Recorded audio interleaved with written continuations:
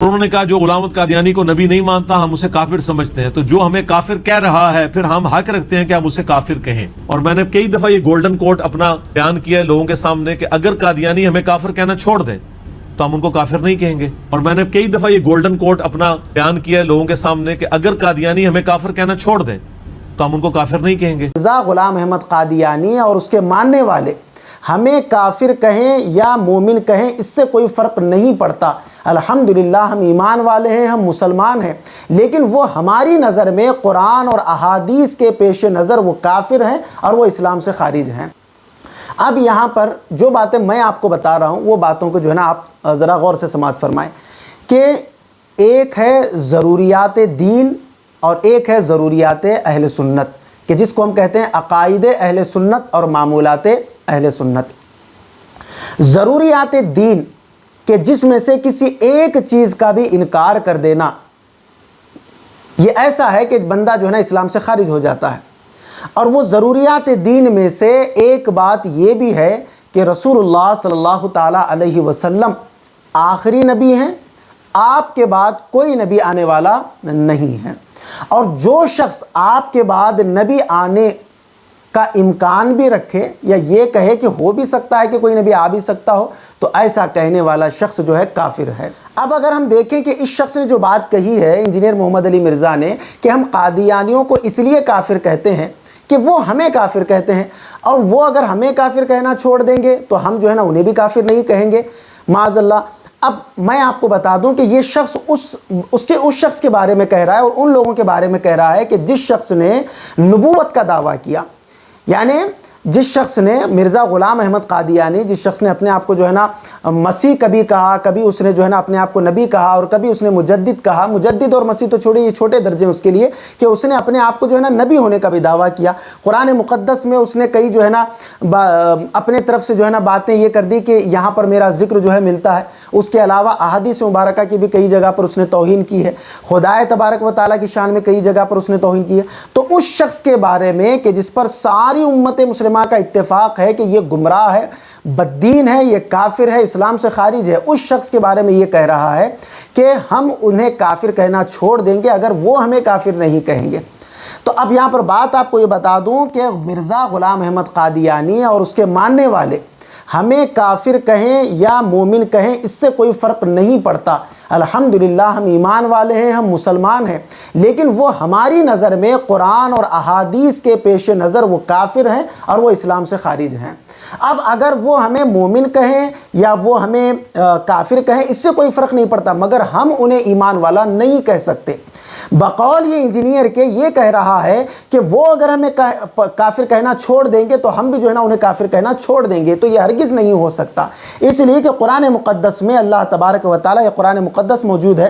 میں آپ کو حوالہ کوٹ کر رہا ہوں کہ پارہ نمبر 22 سورہ احزاب اور آیت نمبر ہے 40، بڑی مشہور و معروف آیت مبارکہ ہے حضور صلی اللہ علیہ وسلم کے آخری نبی ہونے پر۔ اعوذ باللہ من الشیطان الرجیم، بسم اللہ الرحمن الرحیم، ما کان محمد ابا احد من رجالکم ولکن رسول اللہ وخاتم النبیین۔ اللہ تبارک و تعالیٰ فرماتا ہے کہ محمد، اور اے لوگوں محمد تمہارے مردوں میں کسی کے باپ نہیں، ہاں اللہ کے رسول ہیں اور سب نبیوں میں پچھلے ہیں، یعنی آخری نبی ہیں۔ قرآن مجید کی اس آیت کریمہ سے صاف ارشاد ہے کہ حضور صلی اللہ علیہ وسلم آخری نبی ہیں، اب آپ کے بعد کسی نبی کی بھی آمد نہیں ہو سکتی۔ کلیئر قرآن نے یہاں پر بیان کر دیا۔ اور قرآن مقدس کے تعلق سے اسلام کا یہ بنیادی عقیدہ ہے کہ قرآن مقدس کی کسی ایک آیت یا کسی ایک حرف کا بھی انکار کرنے والا دائرہ اسلام سے خارج ہو جاتا ہے۔ تو یہاں پر نص قطعی سے ہمیں اس کا ثبوت ملا کہ حضور صلی اللہ علیہ وسلم آخری نبی ہیں، آپ کے بعد کوئی نبی آنے والا نہیں ہے۔ تو اس آیت کریمہ کی روح سے مرزا غلام احمد قادیانی نے دعویٰ کیا تھا کہ میں اللہ کا نبی ہوں، اس لیے اس آیت مبارکہ کی روشنی میں وہ کافر ہے، وہ مرتد ہے اور وہ اسلام سے جو ہے نا خارج ہو چکا ہے۔ اب جو بھی اس کو فالو کریں گے یا جو بھی اس کی حمایت میں بھی آئیں گے، بقول علماء عرب کے کہ اعلیٰ حضرت نے وہاں پر جو استفتاء کیا تھا علماء عرب سے اور ان کے عقائد اور نظریات بتائے تھے، تو علماء عرب نے یہ کہا تھا کہ ان کے کفر میں شک کرنے والا بھی کافر ہے، یعنی غلام احمد قادیانی کے کفر میں شک کرنے والا بھی کافر ہے۔ تو یہ تو قرآن مقدس سے آپ کو ثبوت ملا۔ اب یہاں پر یہ بخاری شریف میرے سامنے رکھی ہوئی ہے، اب بخاری شریف سے یہ حدیث مبارکہ جو ہے نا میں آپ کو سنا رہا ہوں۔ اور اس کے علاوہ یہ حدیث مبارکہ ترمذی شریف میں بھی ہے، بخاری شریف میں بھی ہے، مسلم شریف میں بھی ہے، مسند احمد میں بھی ہے، اور امام طبرانی نے بھی جو ہے نا اس کو روایت کیا، اور دیگر کئی کتب احادیث میں یہ دلائل قاطعہ اور براہین ساتیہ سے جو ہے نا اس کا ہمیں ثبوت ملتا ہے۔ اب وہ حدیث مبارکہ کیا ہے؟ حدیث مبارکہ تو طویل ہے، میں آپ کو اس کا ایک جملہ سنا رہا ہوں کہ وَأَنَا خَاتَمُ النَّبِيِّينَ لَا نَبِيَّ بَعْدِي۔ اس میں یہ ایک لفظ بہت ہی جو ہے نا قابل غور ہے۔ اب میں حدیث مبارکہ آپ کے سامنے پڑھ رہا ہوں کہ حضور صلی اللہ تعالی وسلم ارشاد فرماتے ہیں کہ میری امت میں 30 جھوٹے دجال اور کذاب پیدا ہوں گے، ان میں کا ہر ایک یہ گمان کرے گا کہ وہ اللہ کا نبی ہے اور میں نبیوں کا خاتم ہوں، میرے بعد کوئی نبی نہیں، اور میری امت میں ہمیشہ ایک گروہ ایسا ہوگا جو حق پر ہوگا، اور انہیں کچھ نقصان اور ان کے مخالف نہیں پہنچا سکیں گے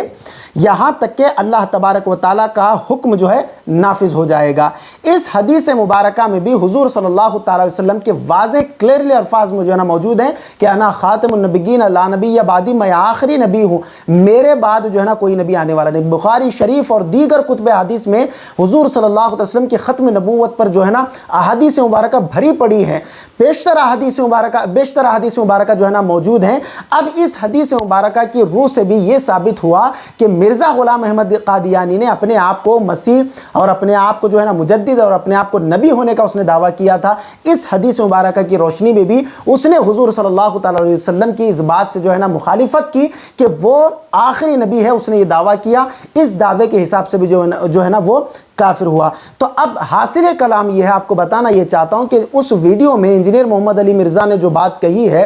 کہ ہم قادیانیوں کو اس لیے کافر کہتے ہیں کہ وہ ہمیں کافر کہتے ہیں، ہمیں کافر کہتے ہیں، ہم اس لیے انہیں کافر نہیں کہہ رہے ہیں بلکہ وہ رسول اللہ صلی اللہ تعالی وسلم کی نبوت پر انہوں نے ڈاکہ ڈالا ہے، ہم اس لیے انہیں کافر کہہ رہے ہیں۔ قرآن مقدس کی آیت مبارکہ پر جو ہے نا انہوں نے ڈاکہ ڈالا ہے، ہم اس لیے انہیں کافر کہہ رہے ہیں۔ قرآن مقدس کی آیت کو انہوں نے جھٹلایا ہے، ہم اس لیے انہیں کافر کہہ رہے ہیں۔ ہمیں وہ کافر کہہ رہے ہیں، ہم اس لیے انہیں کافر نہیں کہہ رہے ہیں کہ قرآن مقدس اور احادیث طیبہ کو انہوں نے جھٹلایا ہے اور اپنے آپ کو اس نے نبی ہونے کا دعویٰ کیا اور آج بھی اس کے ماننے والے موجود ہیں، اس لیے جو ہے ہم انہیں جو ہے نا کافر کہہ رہے ہیں۔ اگر وہ ہمیں کافر کہنا چھوڑ بھی دیں گے تو ہم انہیں کافر کہنا نہیں چھوڑیں گے، اس لیے کہ حضور صلی اللہ علیہ وسلم آخری نبی ہیں، آپ کے بعد کوئی نبی آنے والا نہیں ہے۔ جو سکنا کا بھی لفظ اپنے دل میں سوچتا ہے کہ ہو بھی سکتا ہے تو ایسا شخص بھی علماء فرماتے ہیں دائرہ اسلام سے خارج ہے۔ تو اس لیے ایسے جھوٹے لوگوں کے بیانات اور تقاریر سننے سے جو ہے پرہیز کریں